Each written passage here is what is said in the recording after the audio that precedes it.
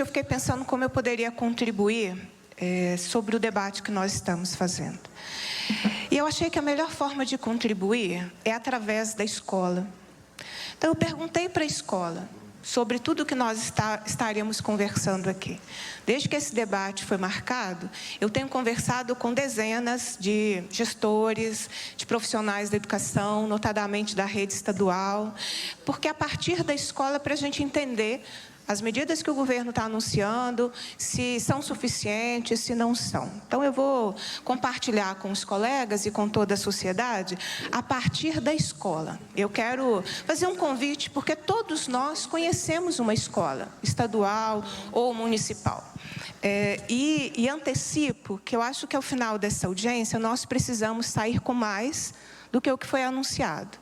Notadamente na área da educação, as medidas anunciadas estão muito insuficientes diante da realidade. Não sou eu que estou dizendo, eu perguntei para muita gente que está dentro da escola para fazer essa avaliação e a discussão aqui com vocês.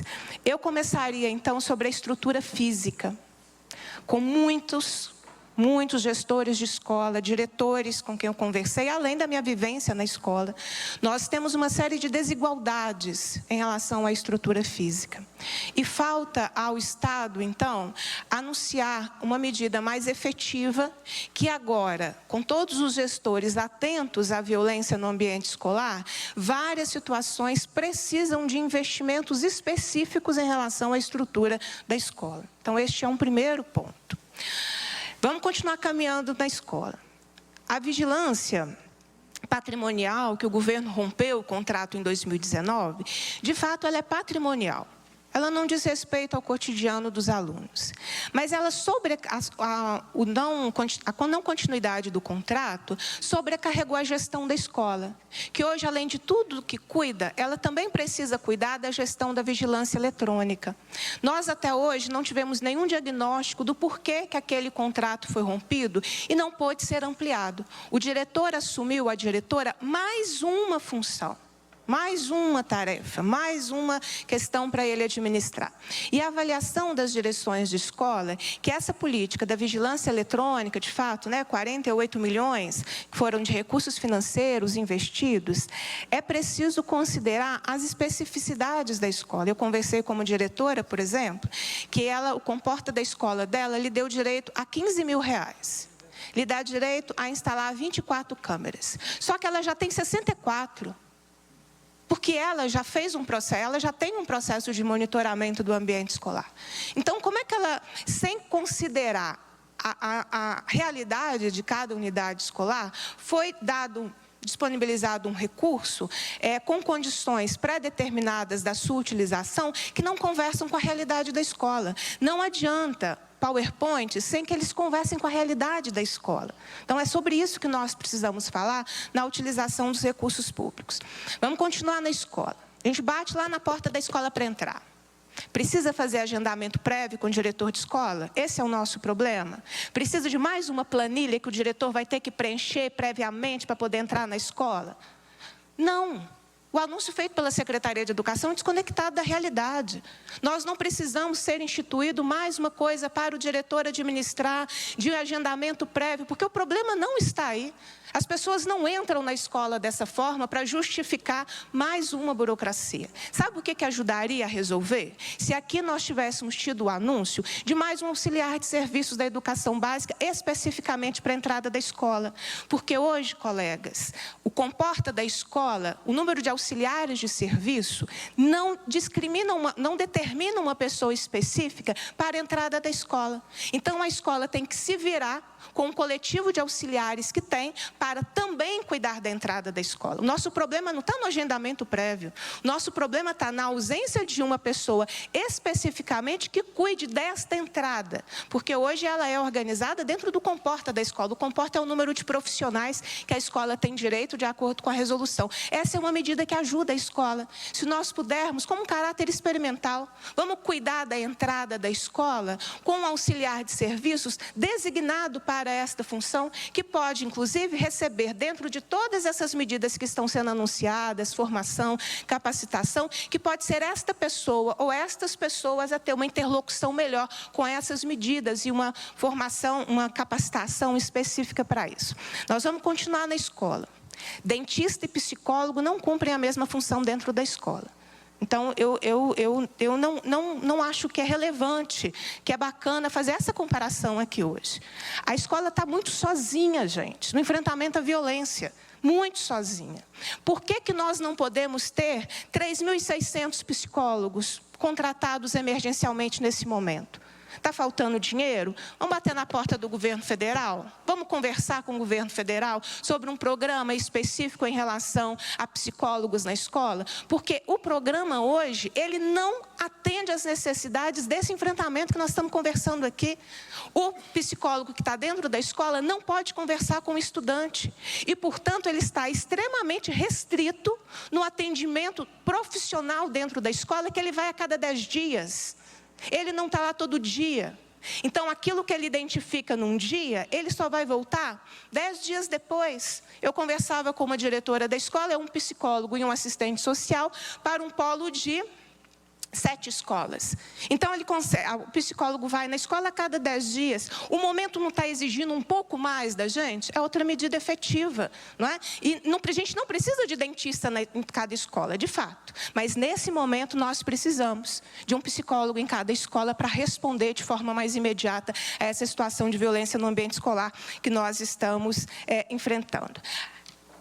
Aí, eu também fui perguntar para o orçamento. Nós temos um problema. Porque quando são questões relacionadas à segurança da escola, o orçamento da segurança pública ele é executado. Isso é ótimo. Mas quando eu pergunto para o orçamento qual é a execução do orçamento na pasta da educação, não é executado. O programa relacionado ao fortalecimento da convivência democrática e redução das violências no ambiente escolar, em 2019, do que foi empenhado, só foi executado 20%. Aí, se você vai para 2020, que foi o ano da pandemia, foi executado 100%, mas o dado que eu tenho levantado pela própria Assembleia é de R$ 2.240. Então, esse 100% nem vai contar. 2021 foi executado 70%.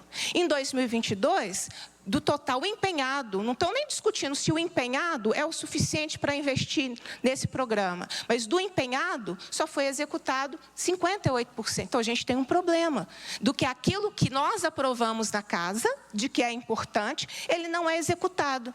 Ele é uma execução extremamente baixa, né? Então, acho que esse é uma outra questão importante. A Comissão de Educação, Ciência e Tecnologia, em 2022, sugeriu ao governo, nós somos propositivos na Comissão de Educação, que fosse elaborado um plano de enfrentamento da violência no ambiente escolar. O governo nos respondeu fazendo um balanço do que já havia sido feito. Nós já identificávamos no final de 2022 que o que está sendo feito é insuficiente.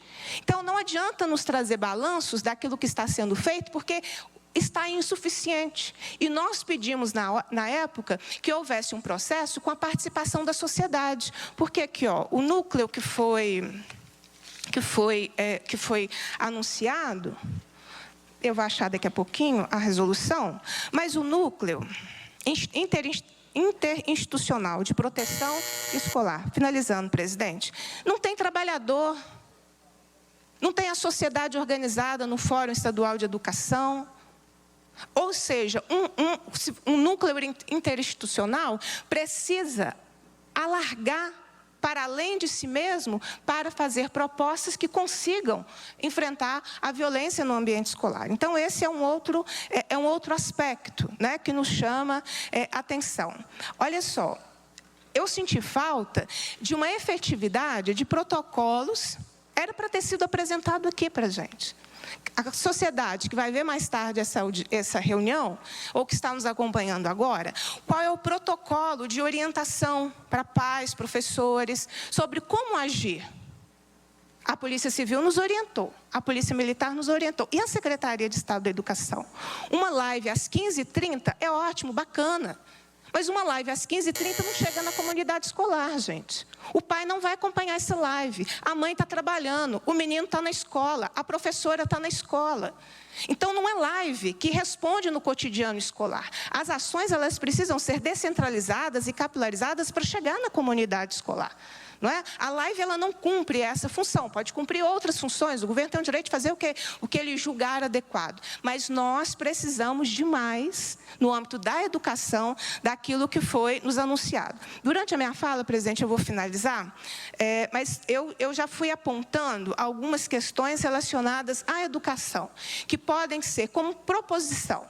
Nós precisamos cuidar de aumentar o número de profissionais na escola para dar conta da estrutura da escola. A gente ficou muito impactado com o incêndio lá no Instituto de Educação, mas quantas vezes nós alertamos a necessidade de que o quantitativo de profissional para determinadas instituições ele é inferior à realidade. E neste caso nós estamos tratando disso. Nós precisamos dar condições à escola para que ela consiga, de uma forma melhor, atender às discussões que estão sendo feitas. Senão, nós vamos fazer protocolos excelentes. Eles não chegam no chão da escola. Eu perguntei para vários diretores de escola hoje, o que vocês receberam de orientação, depois que tudo isso começou a acontecer? O primeiro e-mail foi agora, 1h17 da tarde. Eu estou com cópia do e-mail aqui. Né? 1h17 da tarde. As escolas precisam de ter uma centralidade, um protagonismo no enfrentamento à violência no ambiente escolar. E nós precisamos de mais investimentos, que o que está é insuficiente. Então, presidente, eu não tenho questionamento, eu trago aqui rápidas contribuições a partir da escola. Perguntei para muita escola sobre isso, as pessoas estão me pedindo, aí eu vou colocar aqui para todos os setores de segurança, orientações sobre o dia 20, vocês sabem do que se trata, eu não vou ficar aqui também rendendo, né, e fazendo publicidade do que não deve ser feito, mas as escolas estão precisando de mais orientações ali no chão, gente. A live não vai orientar a escola no dia 20. A escola precisa ser orientada para lidar com toda a sua comunidade, com os meninos, com os pais, com a família, com todo mundo. Por isso o reforço de ter mais profissionais na escola, notadamente psicólogos, notadamente a equipe, né, do psicólogo e do assistente social. Não vejo por que não ser um por escola. Nós não temos um volume de escolas que injustifique. E não tem pedidos de dentistas e outros profissionais para ficar dentro da escola. O momento sobre violência no ambiente escolar requer respostas efetivas, que podem ser temporárias, que depois vocês avaliem. Mas acho que a gente precisa sair com um pouco mais do que o que foi anunciado até agora.